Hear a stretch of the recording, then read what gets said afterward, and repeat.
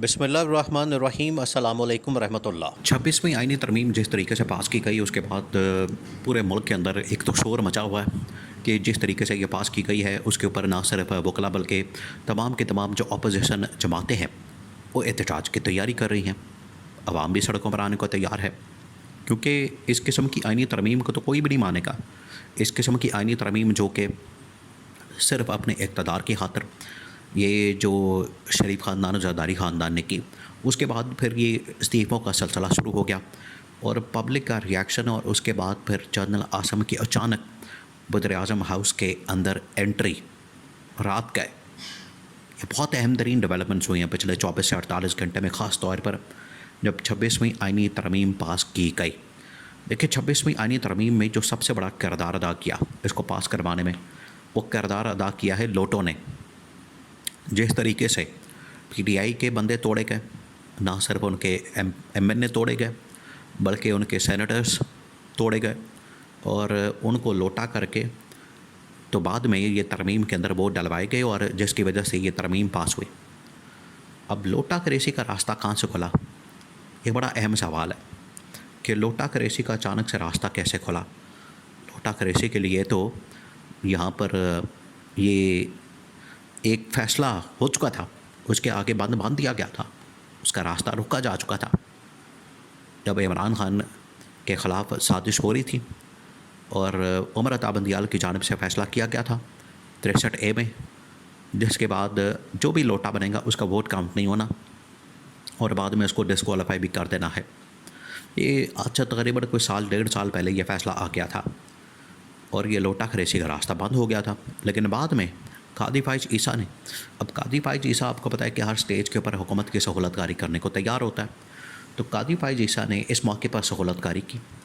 इस मौके पर हुकूमत को सहूलतकारी के लिए मदद फ़राहम की और मदद फ़राहम करके कादी फ़ाइज़ ईसा ने 63A का जो फ़ैसला है वो रिवर्स करवाया और 63A का फ़ैसला रिवर्स करके उसने क्या किया कि लोटा करेसी का रास्ता खोल दिया। और लोटा करेसी का जब रास्ता खुला तो पीटीआई से तकरीबन इन्होंने 10 एमएनए अरेंज करके रखे हुए थे। 10 एमएनए इनके पास थे, उनमें से 5 इनको ज़रूरत पड़ी, 5 के इन्होंने वोट डलवा दिए और वोट डलवाने के बाद इनके पास 225 का नंबर हुआ कौमी असम्बली के अंदर और सेनेट के अंदर भी इन्होंने 2 पीटीआई के सेनेटर तोड़े, बीएनपी मेंगल के 2 सेनेटर तोड़े। इस तरह से तकरीबन 5 से 6 वहाँ पर सेनेटर तोड़े गए और ये अब जितने लोटे बन चुके हैं इनके ख़िलाफ़ अब 2 तरह की कार्रवाइयाँ हो रही हैं। एक तो ये कि बहुत सारे सेनेटर और एमएनए जिन लोगों ने जाके ये वोट डाला है, हुकूमत को सपोर्ट किया है, आईनी तरमीम पास करवाने में किरदार अदा किया है, एक तो वो ख़ुद इस्तीफ़े दे रहे हैं, यानी जान छुड़ा रहे हैं। उनको पता लग गया है कि अब हमारा यहाँ पर मज़ीद काम नहीं, अब हम मज़ीद ज़लील होंगे और आवाम में एक तो जा नहीं सकते। अब ये जितने एमएनए है, एमएनए की बात ये होती है कि वो आवाम में जाते हैं, सेनेटर का इंतखाब और तरह से होता है। तो एमएनए तो इस्तीफ़े दे रहे हैं, उनको पता है कि हम आवाम में नहीं जा सकते और जहाँ तक सेनेटर की बात है तो सेनेटर पार्टी में नहीं जा सकते, तो ये फंस गए हैं। तो दोनों की जानिब से इस्तीफ़ों का सिलसिला शुरू हो गया है। सबसे पहला जो इस्तीफ़ा आया वो आया बीएनपी मेंगल के पार्टी के जो कासिम रोंचो है उनकी जानिब से पहला इस्तीफ़ा आया और उन्होंने कहा कि मुझे जिस तरीके से उठाया गया, गायब किया गया, वो डलवाया गया, मैं इस सियासत से ही कता ताल्लुक़ी का ऐलान करता हूँ और सियासत को छोड़ रहा हूँ। तो उन्होंने सियासत से अलहदगी का ऐलान कर दिया, इस्तीफ़ा दे के वो भी चले गए। अभी सिर्फ ये नहीं, अभी मज़ीद भी इस तरह के इस्तीफ़े हैं। हालांकि पीटीआई ने बाकायदा तौर पर वो तमाम मेंबरान कौमी असम्बली जिन्होंने जाके ये वोट डाला है, जिसमें ये खिच्ची वगैरह ब्रिगेडियर असलम घुम्मन और उसके बाद चौधरी इलियास और इस तरह से 2-4 और लोग हैं जिन्होंने पार्टी से रब्ता मुनक़ता किया और इसके अंदर शाह महमूद कुरैशी का बेटा भी शामिल है। उसका नाम भी आ रहा है कि उसने भी इमरान खान के साथ गद्दारी की है, उसने भी इमरान खान के साथ बगावत की है, उसने भी पार्टी को और इमरान खान की पीठ में छुरा घोंपा है, तो ये उसका नाम भी आ रहा है। तो ये वो तमाम लोग हैं जिन्होंने पार्टी के साथ गद्दारी की है, इमरान खान के साथ गद्दारी की है, उनके नाम आ रहे हैं, उसकी तहकीकात की जा रही हैं। कुछ लोग तो बिल्कुल सामने आ गए हैं कि वो कौमी असम्बली के अंदर बैठे हुए थे, उनका तो पता लग गया कि इन्होंने पार्टी चेंज की है, इनसे करवाई गई है और इनसे वोट डलवाया गया है उनका तो साफ पता है, उनको तो फार्ग किया जाएगा। ये है पहली लिस्ट। दूसरी वो लिस्ट है, और वो खुद भी रिज़ाइन कर रहे हैं और उनको शो कॉज नोटिस मिलना शुरू हो गए हैं। दूसरी वो लिस्ट है जो बिल्कुल आउट ऑफ कॉन्टैक्ट हो गए। आउट ऑफ कॉन्टैक्ट होने की वजह से उनके ऊपर शकूक व शुबात का इजहार किया गया कि वो उस रिज़र्व मेंबरान में थे, कि उनको रिज़र्व करके रखा गया था, उनको पाइपलाइन में रखा गया था, उनको बैठा के रखा गया था कि ज़रूरत पड़ी तो आपको फ़ौरन बुला लिया जाएगा। हो सकता है सिंध हाउस के अंदर रखा गया हो सकता है कि पंजाब हाउस के अंदर रखा गया हो, क्योंकि पंजाब हाउस और सिंध जो हाउस है दोनों इस्लामाबाद में, वो सिंध गवर्नमेंट के पास है सिंध हाउस जहाँ पर पीपल्स पार्टी है, पंजाब हाउस नून लीग के पास है जहाँ पर मरियम नवाज़ की गवर्नमेंट है।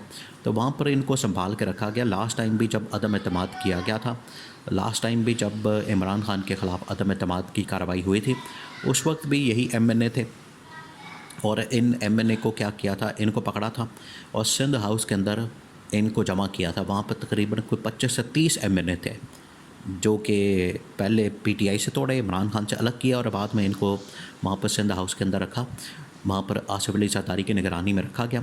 तो बाद में इनको लाया गया। तो आज ये जो मेंबरान तमाम के तमाम लोटे हुए हैं, इनका वोट पड़ा है, इनको या तो अब इस्तीफ़ों की तरफ जा रहे हैं या फिर ये आइनी तरमीम को जिन लोगों ने पास किया वो शो कॉज नोटिस का सामना कर रहे हैं।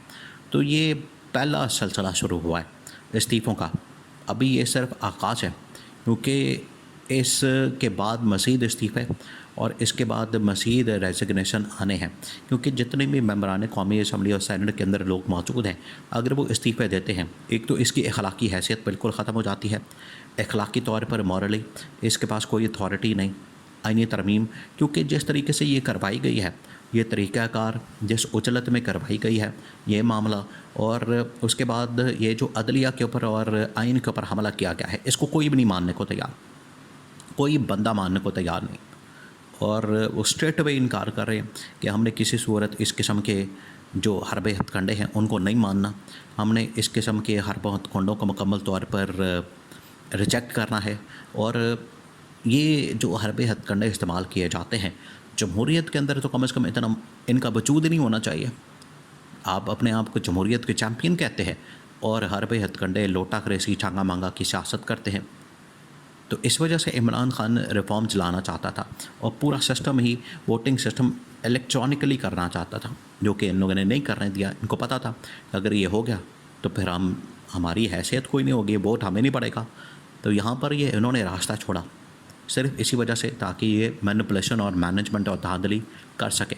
लेकिन अब इसका कोई इतना ज़्यादा फ़ायदा नहीं होने वाला और इस्तीफ़ों की भी लाइन लगने वाली है।